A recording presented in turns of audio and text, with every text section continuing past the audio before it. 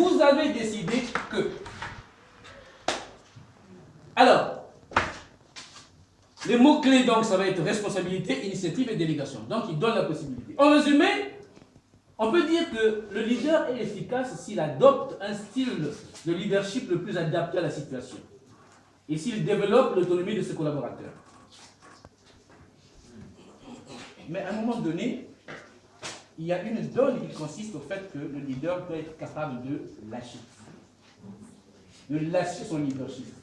Parce que s'il garde son leadership dans les mains, à un moment donné, il n'arrivera pas à un moment donné où il prendra du recul, lui. Sauf en étant dans le délégatif. Or, à un moment donné, il faut arriver à lâcher. La complexité de la mission fait qu'à un moment donné, tout leader que je suis, je me mets un peu à l'écart. Pourquoi? Parce qu'il y a besoin de prendre des énergies, mais d'observer les énergies. Ça ne veut pas dire que vous changez de responsabilité. Votre responsabilité existe encore. Mais à un moment donné, vous prenez de la distance et vous lâchez l'idée. Quitte à le manager. Donc, je disais, style 1, directive, je décide. Style 2, persuasif, je décide en expliquant mes choix. Style 3, participatif, nous décidons ensemble. Style 4, vous décidez. Ça nous entraîne à voir un autre concept des 5 étapes. 5 étapes qui nous permettent de constituer un groupe. Puisqu'en fait, le but, c'est ça aussi pour le leader, de savoir constituer un groupe. Et là, ça me fait penser à une émission très célèbre à la télé, Koh-Lanta. Vous avez regardé Koh-Lanta? Quand le gars arrive pour animer Koh-Lanta, les gars, il ne le connaît pas. Hein. Bon, il le connaît, mais en tout cas, il nous fait semblant de nous faire comprendre qu'il ne le connaît pas. Et il dit, équipe rouge, équipe bleue, équipe jaune, voilà, un tel. Enfin, normalement, ils sont signés, ils sont là au hasard. Et la première phase, quand on se retrouve dans l'équipe jaune ou dans l'équipe rouge, on est là, moi, Papa Massingo, pasteur, mon frère, on est là. La première chose qu'on fait, c'est quoi? Pardon? Faire connaissance. C'est-à-dire que parfois dans Koh-Lanta, on vous dit, bon, vous, allez dans l'autre côté de l'île là-bas, voilà. Et généralement, quand on se retrouve là-bas, ce n'est qu'à ce moment-là qu'on commence à découvrir le choix c'est l'autre. Jusque-là, on dit à personne que tu es chef du groupe. Mais on commence à savoir quelles sont les capacités de l'autre. Dans la vie, on commence à se rendre compte que lui, c'est un bon pêcheur. On se rendra compte que puisqu'il y a l'exercice de physique, lui, tel que je le vois, on commence à se connaître. Et là, le leader, si leader il y a, mais il a un rôle décisif parce qu'on peut aussi se dire, bon, une fois que là, et là aussi commence à se dégager. Mais quand le leader est dégagé dans ce groupe-là qu'on vient de connaître, mais son rôle à ce moment-là, c'est de mettre en place une dynamique. Et ça, j'ai vu ça tout à l'heure. Quand le leader se fait connaître dans notre groupe de tout à l'heure, il a imposé une stratégie. Hein, vous avez vu ensemble, il a imposé une stratégie. Il a dit, bon, non, voilà comment on va faire. On va d'abord lire tout, et quand on arrivera là, après on va choisir. On se dit, écoutez, là même, il y a eu un leader qui a dit, écoutez, cette histoire-là n'est pas possible. Hein? Donc tous ensemble, on va décider que. D'accord? Qu'on fait pas. Et il a rencontré l'assentiment de tous. Mais il pouvait aussi avoir un qui pouvait dire, non, faisons quand même. Mais il a été le leader là tellement persuasif que les gens se sont dit, c'est bon quoi. Et il le revendique dans ce qu'on appelle l'esprit du groupe. Au CBE, quand on décide, c'est tout le monde qui décide. D'accord? Au CBE, chez nous, quand on décide, c'est comme ça. On dira ça. Et on voit même en dehors de ça, c'est une certaine mode. Quoi. On ferait différent des autres. Parce que je me rappelle d'un exercice qu'on a fait une fois à Lyon, où il fallait seulement lire. Voilà. Et donc on s'est dit. Ils se sont inspirés sur ça. Voilà, ils se sont dit, peut-être qu'il y a un piège, le gars là, il faut faire des pièges. Non, c'est bien. Il y a un poster. C'est quand même important ce que nous voulons dire. Oui, c'est cool. En fait, rapidement. Dans notre groupe, on s'est rendu compte que quand on a regardé le sujet, on ne peut pas le traiter. Parce que ce n'est pas normal. Vous allez voir, quelque part, on a dit, on a 50 mètres de câble. De corde plutôt. Mais quelque part, on nous dit, la distance à laquelle on nous touche, ça fait 300 mètres. Bon, 50 mètres. Si tu veux, comment tu vas faire? 50 et 300. Alors, donc, nous, finalement, qu'est-ce qu'on a fait? Nous sommes tombés d'accord. Il y a eu un grand débat, mais sauf que de nous tous, il y avait un moment pasteur qui disait, non, vraiment, on doit répondre. Vous dites, mais on ne peut pas répondre, c'est pas faisable. avez compris ça? Merci. Scientifiquement, c'est pas faisable. En fait, c'est une question de compréhension. On ne vous a pas dit qu'il faut tendre la corde jusqu'à 300. On vous avait dit que vous avez 50 pour progresser. Ça veut dire que si on peut se mettre encore de les uns et les autres, on avance, on lance la corde, on avance, on lance la corde et puis on avance. Mais comment tu vas... Après. Ok. À suivre. Et vous avez vu que là au départ, donc il y a le leader qui à un moment donné a dit c'est comme ça. Et tout le monde a suivi ses idées. Mais on pouvait arriver aussi que dans le groupe, il y a une tension. Hein? Il peut naître dans le groupe, la deuxième phase, c'est la phase de tension. Ah, c'est ça, non, c'est pas ça. Ah, mais si, c'est pas ça. Et ainsi de suite. Et la phase de tension permet à ce que tout le monde ne soit pas d'accord, mais tout le monde puisse s'exprimer aux positions. Et quand je reviens à Koh-Lanta, combien de fois justement on a vu que dans le groupe les uns et les autres ne se parlent plus parce qu'il y a eu des tensions, c'est-à-dire des résistances, c'est ce que mon frère Simplice a dit tout à l'heure, des résistances quant à la décision que le leader est en train de communiquer. Même si le leader est très leader, c'est un leader directif, il dira c'est comme ça. Si c'est un leader persuasif, il va écouter. Si c'est un leader participatif, il va dire ok, je comprends ce que tu es en train de dire, amenons ça avec nous. Ok? Le rôle de leader dans cette étape, son rôle, c'est réduire les tensions. Le leader. Il y a des tensions qui se forment, il les a vues, il ne les tranche pas, il ne les coupe pas, mais il les fait en compréhension. Il les fait en compréhension parce qu'il faut arriver, à un moment donné, à contenir tout le monde, l'objectif étant toujours un objectif à atteindre. Et puis, il y a la troisième phase qu'on appelle la phase de la normalisation. Décision d'un leader, tension dans le groupe, régulation du leader, et normalisation de la situation.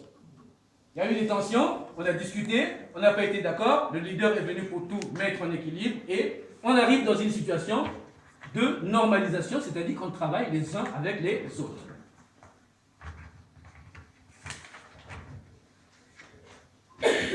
Ce qui nous permet, une fois qu'on a normalisé, d'arriver à la production.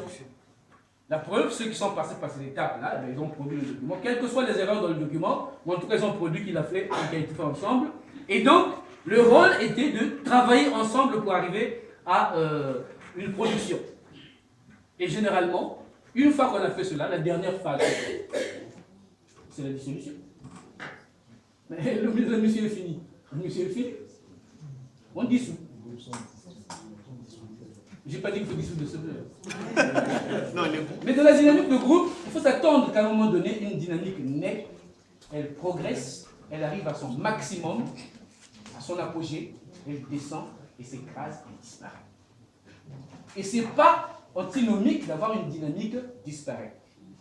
C'est quand la dynamique est à son apogée qu'il faut chercher les moyens pour le faire repartir. C'est-à-dire que si on avait un schéma, on dirait, allez, on commence là, on monte, le groupe est en train de réussir. Apogée, c'est là où vous sentez que vraiment le groupe... Et si à partir du moment où vous sentez que le groupe vraiment est fort, vous ne faites rien pour multiplier cette force-là, ça va décliner. Et ça arrivera à un moment où vous ne pouvez plus rien rattraper. Ça me rappelle une histoire, dans le temps quand j'étais gamin au CBE, nous étions partis d'un groupe qu'on appelait les Kinzo. Nous avons chanté à Osé, dans ce groupe-là avec les frères à Toronto Eli, voilà. Et on avait vraiment une dynamique, hein, franchement. Une dynamique, Dieu, on peut dire vraiment que Dieu s'est servi de cela. Sauf que 2-3 ans de dynamique, il est arrivé un moment où tous les membres du groupe sont là. Hein, nous n'étions pas très nombreux, Valois, Cloquer, voilà. Mais tous les membres du groupe étaient là, mais le groupe n'existait plus. J'ai dit, oh, mais comment se fait-il que personne n'a bougé? Et les frères, Dieu se servait, quand je pense à un frère comme la tante Élie, sincèrement, Dieu, les chansons, je lui en mettais par paquet. Vraiment, des frères comme Babou Jean Valois, des chansons, quand vous verrez dans le Tu es ma joie, c'est des gens qui doivent avoir au moins 30% chacun de. Et pourtant, ces frères étaient là. Mais la dynamique n'existait plus. Nous étions là. Il n'y a plus rien qui marchait. Et un jour, d'ailleurs, une sœur, et à ce moment-là, commençait à naître la société de Mukondo, hein, commençait à venir en force. Et cette sœur a prié, Tata nous a dit, les catholiques, quand ils doivent tout le monde,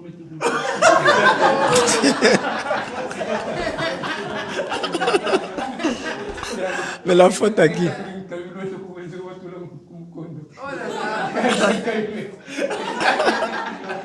C'est parce qu'à un moment donné, ceux qui étaient dans la dynamique de ce groupe-là, en tout cas ne se sont pas donné les moyens pour qu'à l'apogée de la dynamique, on puisse créer d'autres dynamiques. Satellitaires. Mais ça existe aussi hein, dans la musique de chez nous. Là, hein. Vous avez quand même connu les grands zaïkos, le zaïko. Hein. Zaïko, musique et tout. Et puis quelque temps après, c'est devenu zaïko wawa. D'accord? Un peu famille AD. Et entre-temps, pouf, les autres sont partis créer Shockstar. Les autres sont partis créer... Mais si la dynamique n'existait pas, vous voyez que les langues là, mais pourtant c'est là où sont devenus des chocs, des grands groupes.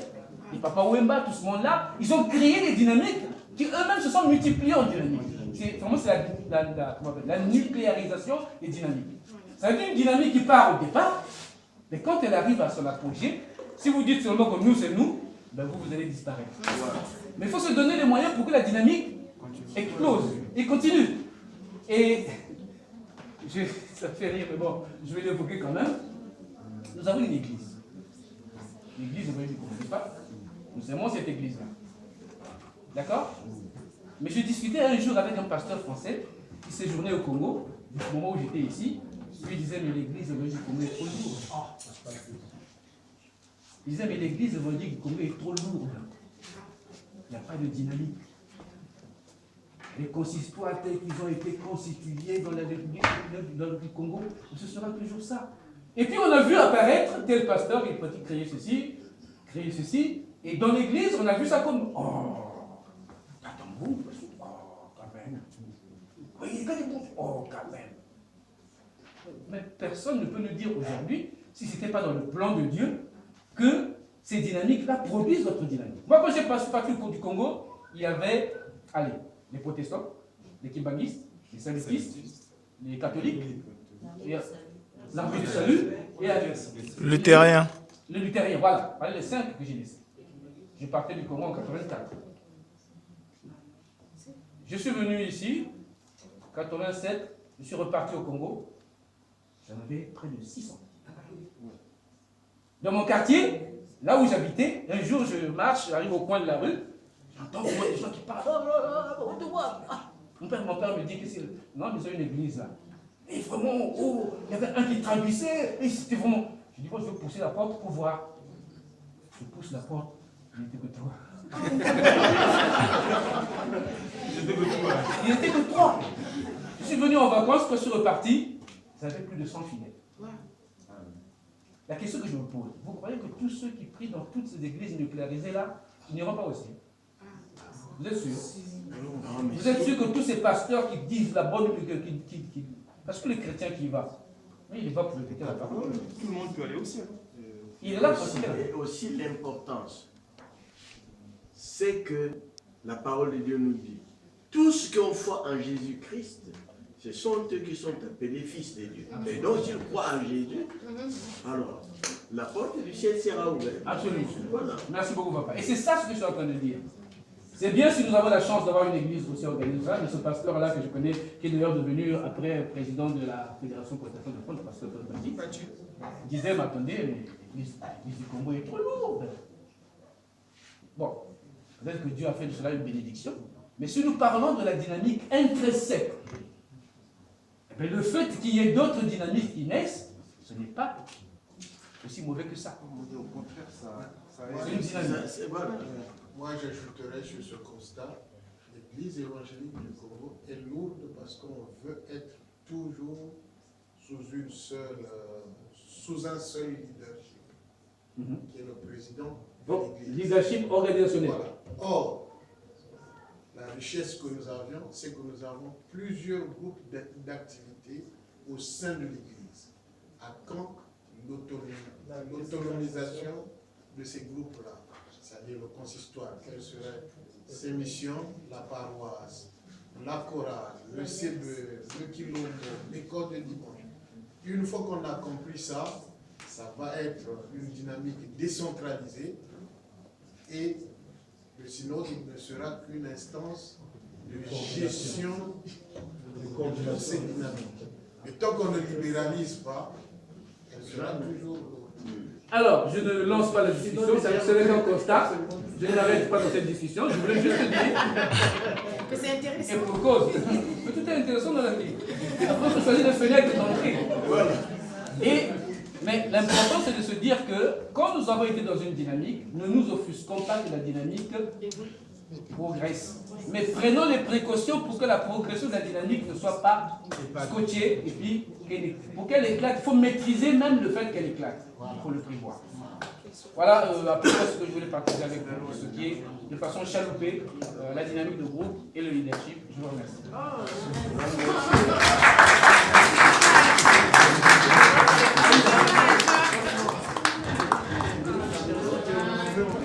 Merci, frère Faustin, pour ce qui a été dit.